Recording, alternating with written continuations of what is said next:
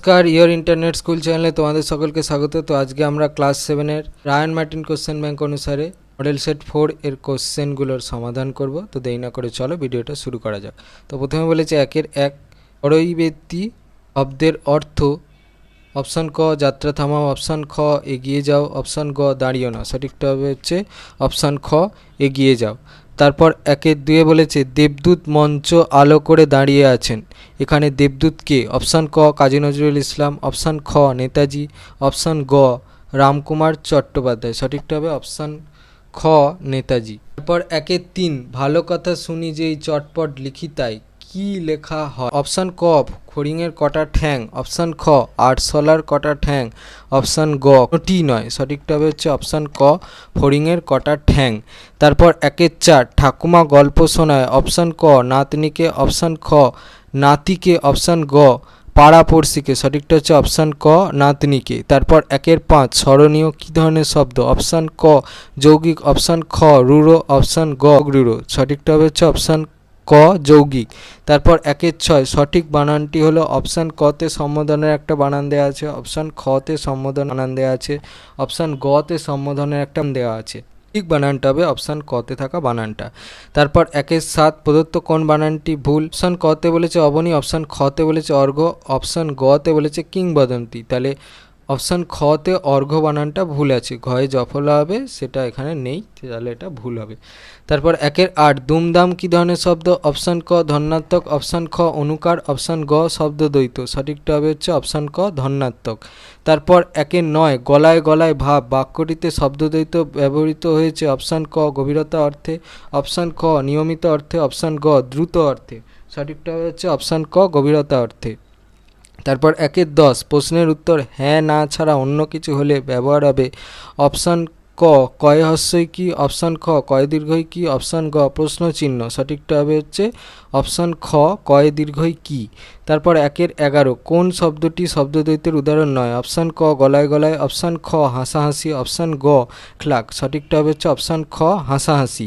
তারপর 1-12 ঝনঝন শব্দটি একটি, অপশান ক ধন্যাত্মক শব্দ, অপশান খ অনুকার শব্দ, অপশান গ রূঢ় শব্দ। সঠিকটা হচ্ছে অপশান ক ধন্যাত্মক শব্দ। তারপর বলেছে 2-1 চিতাবাঘের গতিবেগ কত? চিতাবাঘের গতিবেগ হচ্ছে ঘন্টায় 70 মাইল পর্যন্ত। 2-2 মেঘচোর গল্পে পুরন্দর কর্তৃক সৃষ্ট অ্যালয়টি কি দিয়ে তৈরি? সঙ্গে আরও 11টা ধাতু মিশে তৈরি হয়েছে এই অ্যালয়টি। 3 জায়গাটির নাম ছিল কি? নাম ছিল বিডন স্ট্রিটের কাছে সরকার বাগান। 2-4 আমার সোনার বাংলা গানটিতে কোন বাংলা মাসের উল্লেখ আছে? উত্তরটা হচ্ছে ফাল্গুন আর অঘ্রাণ। তারপরে হচ্ছে 2-5 মানুষের মনে চিরস্থায়ী আসন লাভ করে। কোন ব্যক্তি মানুষের মঙ্গলের জন্য জনহিতকর কাজ বা সমাজের সংস্কারমূলক কাজ করে গেছেন, তারাই মানুষের মনে চিরস্থায়ী আসন লাভ করেছেন। 2-6 কাল নদী জলে কাদের নাম ভেসে যায়? কাল নদী জলে মানে হচ্ছে কালো স্রোতে। এইটার উত্তরটা এইটা হবে মানব সভ্যতার ইতিহাসে সাম্রাজ্যলোভী মানুষদের নাম কালো স্রোতে ধুয়ে যায়। 2-7 বর্ষায় কে বিদ্রোহ করে? উত্তরটা হবে মজা নদী। তারপরে হচ্ছে 2-8 অরণি কি? এই মানে হচ্ছে যে কাঠে আগুন জ্বলে বা চকমকি পাথর বা চিত্রক গাছ। 2-9 মজা নদীর বিদ্রোহ করার কারণ কি? এর জন্য উত্তরটা লিখলে হবে গ্রামের পাশ দিয়ে একটা নদী বয়ে চলেছে, নদীটিতে প্রায় সারা বছরই জল থাকে না, সেই বুজে যাওয়া নদী আজ বৃষ্টির জলে টইটুম্বুর, কবির চোখে সে যেন তার আগের অবস্থার বিরুদ্ধে রুখে দাঁড়িয়ে বিদ্রোহ ঘোষণা করেছে। তারপর 2-10 মাকুর সাথে ঘড়িওয়ালার কেমন সম্পর্ক? মাকুর সাথে ঘড়িওয়ালার বড় মায়ার সম্পর্ক। তারপর 2-11 হোটেলে সোনা ও টিয়া কি কি খেয়েছিল? সোনা টিয়া হচ্ছে 3টে বড় বড় কাঠের বাটিতে সুরুয়া আর শাল পাতাতে করে একতারা হাত রুটি খেয়েছিল। 2-12 হোটেলওয়ালা কি হারিয়ে ফেলেছিল? উত্তরটা হচ্ছে লটারি টিকিটের আধখানা। তারপরে হচ্ছে 2-13 সোনা ও টিয়া পুতুলদের জন্য কি কি রান্না করেছিল? টিয়া পুতুলদের জন্য হচ্ছে কাদা দিয়ে ভাত বানায় আর গাঁদা ফুলের পাতা দিয়ে দিদি এখানে হচ্ছে সোনাকে বোঝানো হচ্ছে মাছ রান্না করে। 2-14 মাকুকে বানাতে ঘড়িওয়ালার কতদিন সময় লেগেছিল? উত্তরটা হবে 17 বছর। তারপরে 3-1 মনের দৌড়ে মানুষ চ্যাম্পিয়ন কাদের কথা বলেছেন লেখক? মানুষের মনের গতিবেগ অত্যন্ত দ্রুত, তা আলোর গতিসম্পন্ন, ঘন্টায় 1,86,000 মাইল।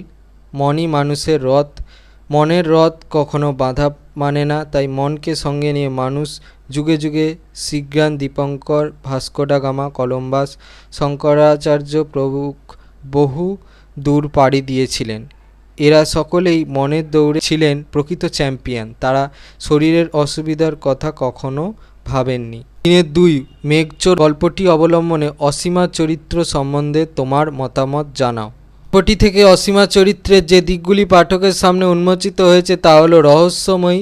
প্রথমে তিনি নিজের পরিচয় দেন পুরন্দর চৌধুরীর 25 বছর আগে হারিয়ে যাওয়া ভাই দিগ্বিজয়ের মেয়ে বলে, অর্থাৎ সম্পর্কে পুরন্দরের ভাইজি। পরে অবশ্য বোঝা যায় যে নিজের উদ্দেশ্যকে চরিতার্থ করার জন্যই বাধ্য হয়ে তিনি নিজের পরিচয় গোপন করেছিলেন।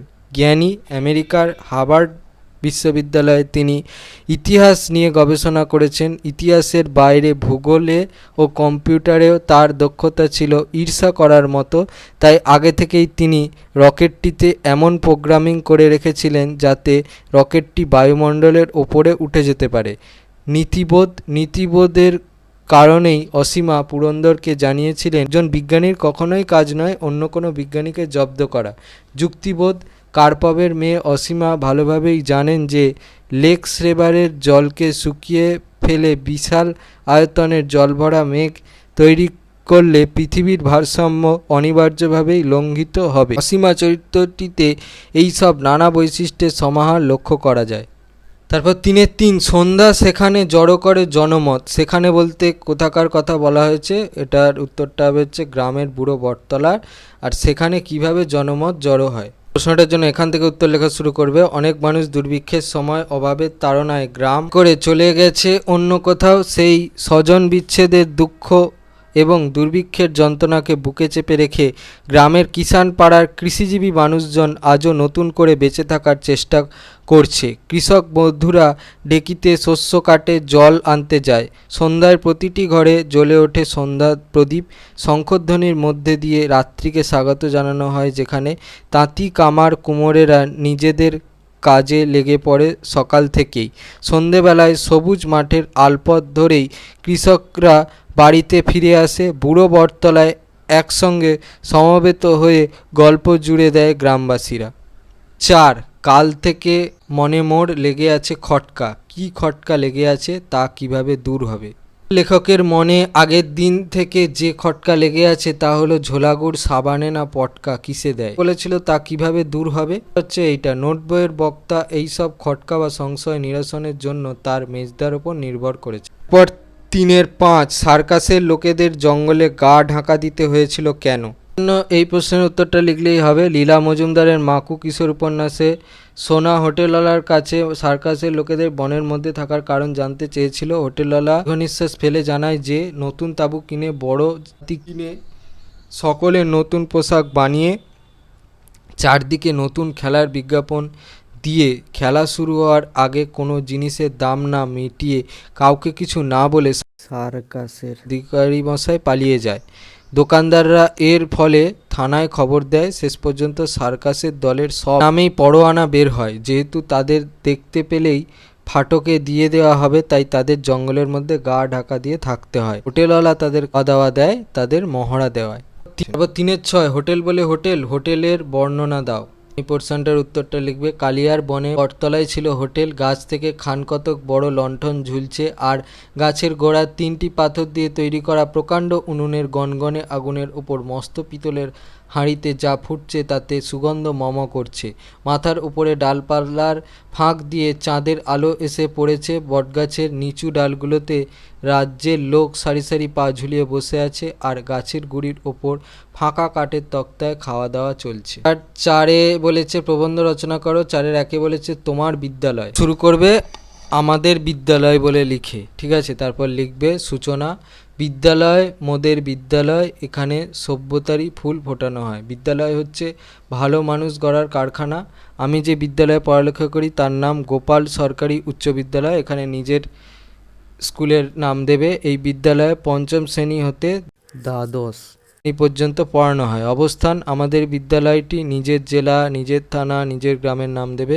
বিদ্যালয়ে আসার জন্য ভালো ব্যবস্থা রয়েছে, আশপাশের যে কোনো গ্রাম থেকে সহজেই আমাদের স্কুলে আসা যায়। বিদ্যালয়ের পরিবেশ: বিদ্যালয়ে বিভিন্ন ধরনের গাছ রয়েছে। বিশাল প্রাঙ্গণে দুটি দীর্ঘকায় 4 তলা ভবন।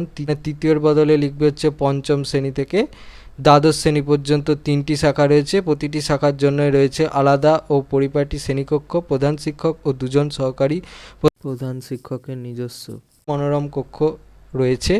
বিভিন্ন অংশে তো একটি বড় অফিস রুম আছে। 50 জন শিক্ষকের জন্য রয়েছে 3টি সুন্দর কক্ষ, সেখানে বিভিন্ন ধরনের বই রয়েছে। বিদ্যালয় ভবনের সামনে আছে বিশাল মাঠ। ছাত্রছাত্রী ও শিক্ষক মণ্ডলী: আমাদের বিদ্যালয়ের ছাত্রছাত্রীর সংখ্যা প্রায় 800। শিক্ষকগণ আমাদেরকে অত্যন্ত আন্তরিকভাবে পড়ান, আমরাও তাদের গভীরভাবে শ্রদ্ধা করি। লাইব্রেরি: আমাদের বিদ্যালয়ের লাইব্রেরিটি বেশ সমৃদ্ধ, এখানে নানা ধরনের বই রাখা আছে। লাইব্রেরি থেকে বই ধার করে বাড়িতে নিয়েও পড়া যায়। খেলাধুলা: আমাদের বিদ্যালয়ের সামনে আছে বড় একটা খেলার মাঠ, এখানে আমরা নানান রকম খেলাধুলা করি।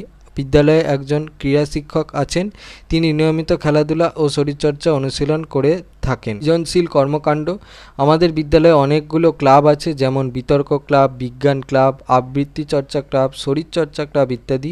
এইগুলোর মাধ্যমে আমরা বিভিন্ন সৃজনশীল কর্মকাণ্ডে অংশ নিয়ে থাকি। অনুষ্ঠান: আমাদের বিদ্যালয়ে নানা ধরনের অনুষ্ঠানের আয়োজন করা হয়। সাংস্কৃতিক অনুষ্ঠানের জন্য আমাদের বিদ্যালয়টি বেশ সুনাম রয়েছে। প্রতি বছর ফেব্রুয়ারি মাসে আমাদের বিদ্যালয়ে ক্রীড়া প্রতিযোগিতা ও সাংস্কৃতিক অনুষ্ঠান হয়ে থাকে। এছাড়াও আন্তর্জাতিক মাতৃভাষা দিবস, স্বাধীনতা দিবস, বিজয় দিবস সহ বিভিন্ন দিবসে নানান রকম আয়োজন থাকে। ফলাফল: বিভিন্ন ট্যালেন্ট সার্চ পরীক্ষায় প্রতি বছর আমাদের বিদ্যালয় থেকে ট্যালেন্ট পুলে বৃত্তি সহ বেশ কয়েকজন ছাত্রছাত্রী অ+ পায়।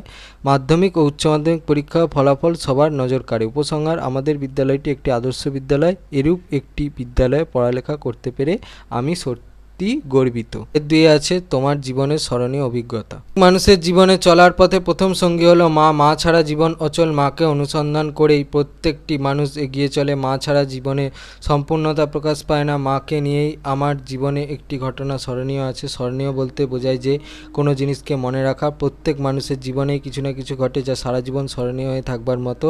এক কথায় যে কোনো সুখ স্মৃতি আমাদের কাছে স্মরণীয় ঘটনা। আমার জীবনে মা ও বাবা সব ছোট থেকেই আমাকে এত আদর যত্নে তারা বড় করে তুলেছে, তা বলবার মতো ভাষা নেই আমার কাছে। তখন আমি পড়ি ক্লাস 3 কিংবা 4-এ।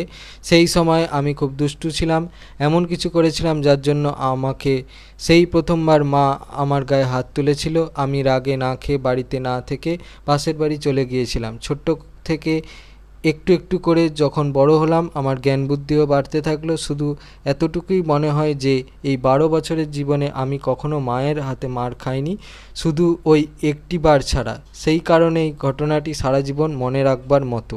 আমি এখন 7ম শ্রেণীতে পড়ি। ছোট থেকে এখন বড় হয়ে গিয়েছি, আমার বুদ্ধিও একটু একটু করে বেড়ে চলেছে। মায়ের সঙ্গে এখনও পর্যন্ত এমন কোনো ঘটনাই ঘটেনি, ভবিষ্যতে আশা করি আর ঘটবেও না। দেখতে দেখতে 12টা বছর কেটে গেল, সেই দিনটি আমি আজও ভুলতে পারিনি। আমার জীবনের এটি এমনই একটি স্মরণীয় ঘটনা যা আমি কোনোদিনও ভুলব না।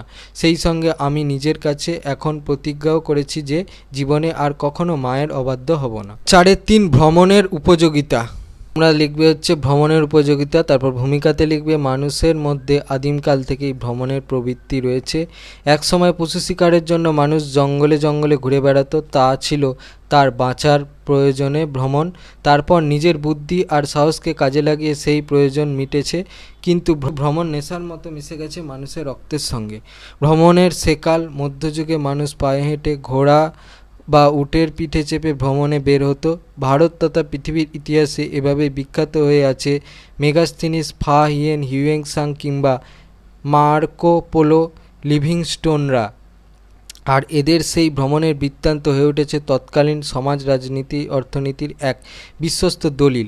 অজানার সন্ধানে অচেনাকে চেনার আগ্রহে মানুষের সেই পথ চলা আজও থামেনি।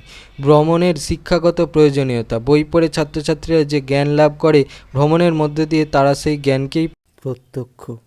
ঐতিহাসিক স্থানে ভ্রমণে যেমন উপলব্ধি করা যায় ইতিহাসের গাম্ভীর্যকে, তেমনি প্রাকৃতিক সান্নিধ্যে ভূগোলের নিবিড় পাঠও সম্ভব। কোনো বিশেষ অঞ্চলের মানুষের জীবন, সংস্কৃতি ইত্যাদির সঙ্গেও পরিচয় ঘটে ভ্রমণের মধ্য দিয়ে। ভ্রমণ এবং জাতীয় সংহতি। এক অঞ্চলের মানুষ যখন অন্য অঞ্চলে ভ্রমণ করে সেখানকার জীবনধারার সঙ্গে পরিচিত হয়, স্বাভাবিকভাবেই তৈরি হয় এক ভাবগত ঐক্য।